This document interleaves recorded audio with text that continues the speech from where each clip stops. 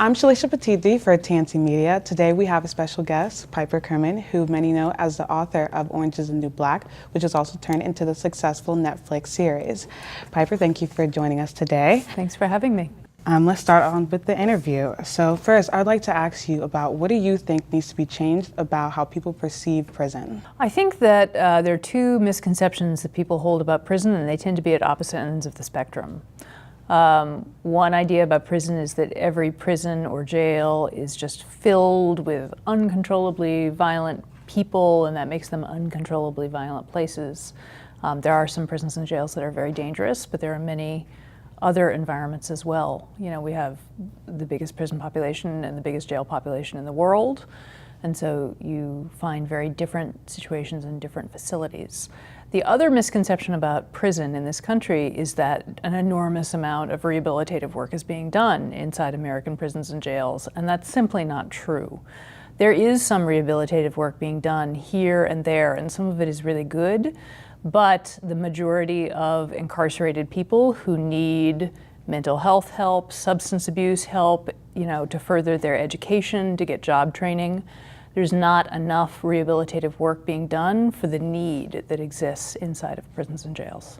And what would you say is something that you saw during your experience that was definitely lacking in the prison system? Like a service that was definitely needed that was not provided? Most people who end up in prison or jail lack even their high school diploma. It's one of the reasons that we should work so hard to keep kids who are struggling in the public education system, because when a kid drops out of school, their chances of going into the criminal justice system skyrocket.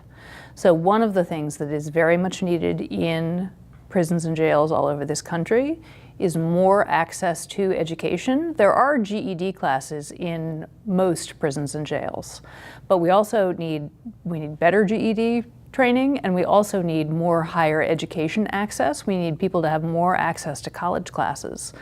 And that's not only for sort of hopeful reasons for those individuals.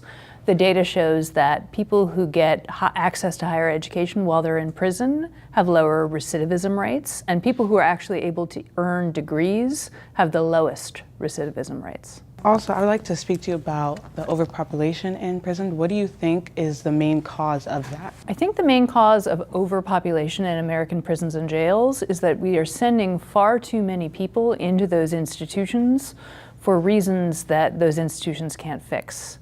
So we send far too many people into prison whose fundamental issue is substance use disorder. The truth of the matter is that addiction cannot be remedied with punishment. It needs treatment. It needs medical treatment. Similarly, there's far too many people in our American prisons and jails who are suffering from mental illness. And many people who don't get the care that they need in a prison or a jail, they need a very different kind of environment in order to get better or to stay healthy. And so I think those are two of the things that we could do very differently that would lower the overcrowding in prisons and jails, especially jails. So would you believe that when somebody commits a crime that it would be more fit, instead of sending them to jail, to send them to a mental institute or rehabilitation center for drugs? I think, there's all kinds of different reasons that people end up in prison or jail. Obviously, some people commit very serious crimes and harm other people, but we also criminalize the possession of small amounts of marijuana and send people to jail sometimes for those reasons. We criminalize poverty in a variety of ways. There are many, many people who are ending up in the criminal justice system because other systems are not working as well as they should, whether that's the public education system, the public health system, access to safe housing. There's a whole host of reasons, people are put into jail for homelessness. And that's not a good solution for homelessness. What do you think would be the first step to be taken that would have the most impact in fixing the system? I think the first step to be taken that would have the most impact on this system would be to significantly change the way that we deal with kids who start to get caught up with the criminal justice system. And that includes both the juvenile justice system and also the adult system, because there are far too many children who are being put into the adult justice system, which is a disaster.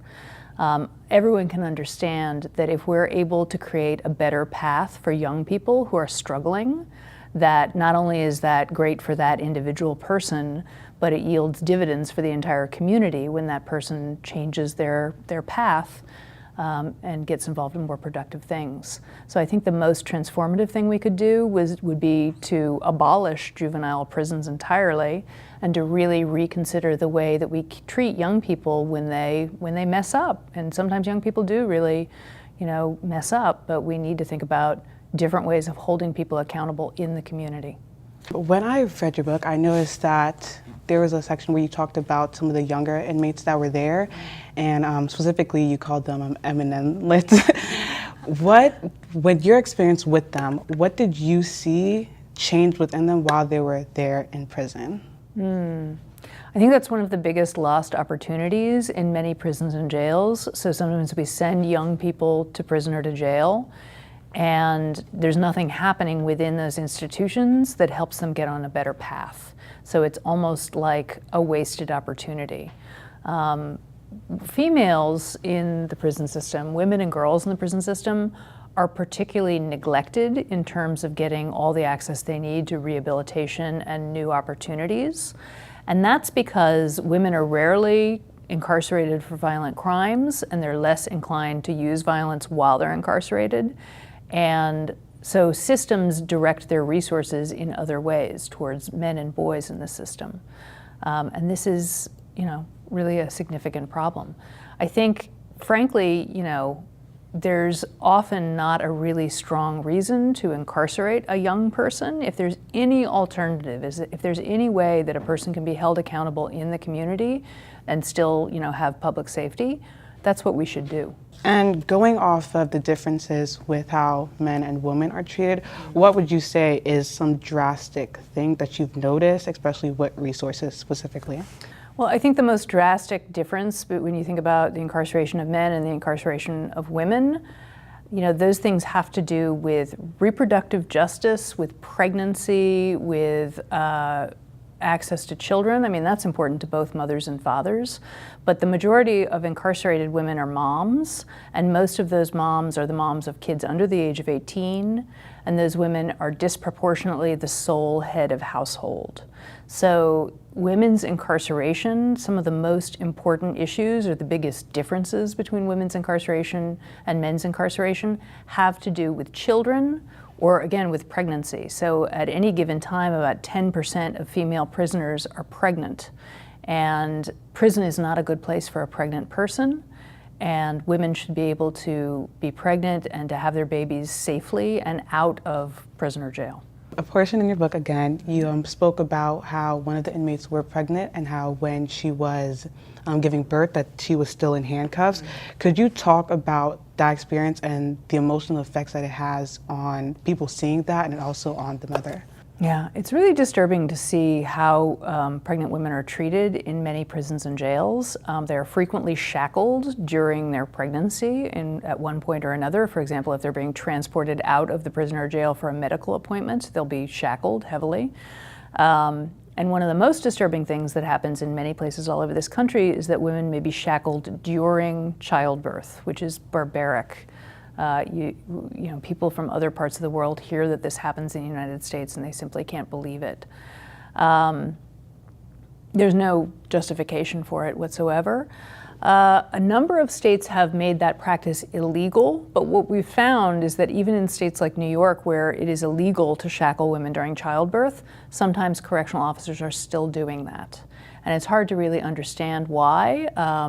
You have not perhaps had a baby, but I have, and trust me, when you're in labor, you're not going to run. You're really focused on bringing that child into the world, and that's your only job. That's the only thing you're really thinking about. So, I always feel like the treatment of women and girls in the criminal justice system is a really strong example of how punitive our system is, because the majority of women who end up locked up are there for a drug offense or a property crime, not for the most serious crimes that most concern us. And yet, those systems are very, very punitive against those women. And examples like, shackling during childbirth are a really clear-cut example of indefensible punitiveness. Why do you think that there is that? I mean, I think that is how we have built our system. I think that the American system is not really built to rehabilitate. I think there are people who work within the system who are trying to do better. I want to give people credit where it's due. But fundamentally, when we think about what are American expectations of prisons and jails, we are very focused on punishment instead of focusing first and foremost on restoring people who have been victimized. Survivors of crime deserve to have, restoration of their sense of safety and whatever else they need. That should be our first concern. And then the question of accountability for the person who has committed the crime is something that we also need to concern ourselves. But we should think more creatively about what accountability looks like. If the only thing we have to offer survivors of crime are these cages, I think, frankly, we can do better. And how has obviously the experience has changed you drastically, but in what sense do you think that you personally were affected by experience? I am a very fortunate person. I grew up in a safe, stable place. Like I grew up with a roof over my head. I went to good public schools. I was very lucky. I was able to go to college.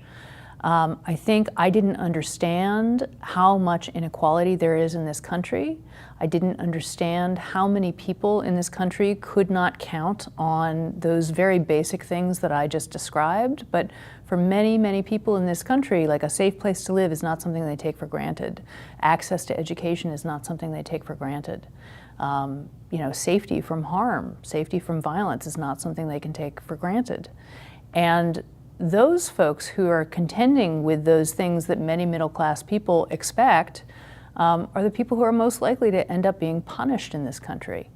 And I think that's the thing that has been most transformative for me, is a much clearer understanding about inequality in this country. And the criminal justice system, unfortunately, is one of the places where we expect that every American would be treated equally, and yet we see very clear examples that that's not the case right now. So before you were in prison, did you believe that people were all equal? Were you not aware of the inequalities that was present? Before I was incarcerated, I definitely understood that there were people who were, sometimes very wealthy and sometimes very poor in this country, and that there were middle-class people, and that of course there are racial inequalities, and I was very aware of gender inequality. But I think there's a big difference between sort of knowing the statistics and thinking about those things in the abstract and living that experience side by side. We're a very segregated country. We're segregated by income, we're segregated by race. We are a nation which is not really living in community in the way that we could be and that we probably should be. And it makes a big difference when you stand side by side with another person and understand the ways in which your own life has been different than theirs, and you want something better for them. You want the same things for them that you are lucky enough to have for yourself. Do you think that you needed this experience? Do you think that if you could go back and to change so that you would not end up being incarcerated, would you take the opportunity? If I could go back in time and change my actions and my choices, I would definitely do that, because my actions and my choices harmed other people, right? I harmed, my own parents, but also, I made choices that contributed to other people's substance abuse and addiction. And so, of course, I would definitely go back and change that in that respect. I'm grateful for the lessons that I'm able to draw from the experience, and that's something that I think everyone should understand, is that everyone is going to fail and make sometimes catastrophic mistakes in their lives, but it's what you're able to learn from the experience and carry forward in a positive way that will help you be resilient through those tough times. I would also like to talk to you about your work with students, because of course it's evident that you are going around to many universities and speaking. What is one thing that you think that you should tell students that would impact them the most? the thing I would tell my 22-year-old self when I was getting out of college is that, your actions and choices matter a lot in the world. And sometimes that's something that young people question because, young people aren't necessarily running universities or in charge of things in every way. But I think it's very important for people to understand that, in fact, you have a lot of power in the world and your choices matter in terms of your own trajectory, but also in terms of the impact you have on other people. And I would say that, young people have a lot on their plate, We have a lot of challenges in this country. We have a criminal justice system that doesn't work as well as it should. We have an environment that we need to protect. We have a lot of things, facing us, but each person's actions matter a lot on those fronts. And obviously you are doing a lot of things to help to change the systems. What is the biggest thing that you're working on right now? I mean, right now, the thing that I'm spending most of my time doing is teaching, and I teach in 2 state prisons here in Ohio, and I'm writing, and so that's probably the thing that's taking the most time. I'm always excited to go and talk to young people or to, library communities or to, really anyone who wants to talk about these questions around crime and punishment and justice and what does justice really look like. And I'm always happy to lend my voice to legislative or policy changes that are happening. I would also like to talk about, of course, the Netflix show that was derived from the book. In what way do you think that the show has helped to change the conversation about the injustices that occur? I think that the show, certainly what I hoped with the book is that people would come away from the experience of reading the book and be like, wow, I just read a book where the protagonist was a prisoner. I never really thought about the prisoner being the protagonist. I only thought about them being the villain, right? And I think the show reflects that as well. The show puts forward all these different protagonists, lots and lots of different women, and we can all find somebody that we want to cheer for on that show. And I hope that people who are fans of the Netflix series make the connection that, the people on the show are obviously fictional characters, but our prisons and jails are filled up with real people who also have complicated, interesting lives and have a lot to offer.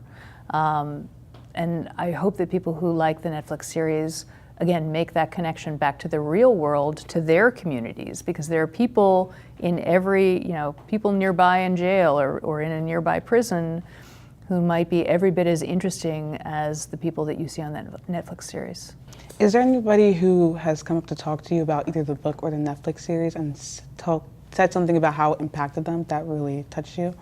I hear a lot from people whose lives have been directly touched by the criminal justice system. So from people who have been incarcerated, from people who have had a parent who was incarcerated or a child or another loved one. And I think for those of us who fit into that category, and there are millions and millions of us, right? We have mass incarceration in this country. We put more of our own people in prison than any society in human history has ever done. So there are millions of people who have been in prison or have had a loved one in prison. And I hear a lot from those folks about what it's like for them to see people who are incarcerated recognized as really being human, as being interesting, as being compelling, as being important. Because I think part of the act of putting someone in prison or jail, it's sort of like this strange dichotomy between, oh, you're so important, you've done something so terrible, we're going to lock you up, and yet also, when we put someone in prison or jail, they basically disappear, right? We've exiled them. And so to sort of see people come out of exile, I think is very meaningful for people who have been directly affected by mass incarceration. And do you think that the way that people are portrayed as inmates, do you think that that is one of the main causes? Do you think that they're shown as, do you think that there's lacking in showing sympathy and empathy for inmates? I do, yeah. I do think that people rarely think hard about what led up to whatever crime we choose to incarcerate a person for. People also assume, that everyone in prison or jail has committed, some truly, truly terrible violent crime, when that is not necessarily true. There's many people who are locked up for very low-level offenses. I think that one of the problems with the system is that it reduces people to the crime of conviction and doesn't really acknowledge all of the different things that are true about them. Some of the things that may have contributed to the crime of conviction, and also some of the things that have nothing to do with that crime of conviction that are important or interesting, like a person's ability to sing or to write well or to, grow a garden or, any number of things that people are good at.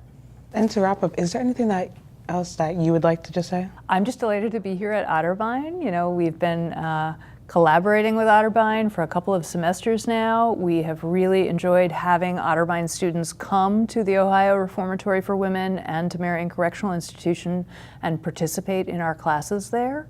So that has been fantastic for me, as a teacher, and certainly for my incarcerated students. Like, it's really always amazing when people from the outside come and engage with people who are incarcerated, because it's a really strong signal that those people are important. All right, well, thank you for this interview. Thanks for all your questions. I'm Schalischa Petit-De for T&C Media.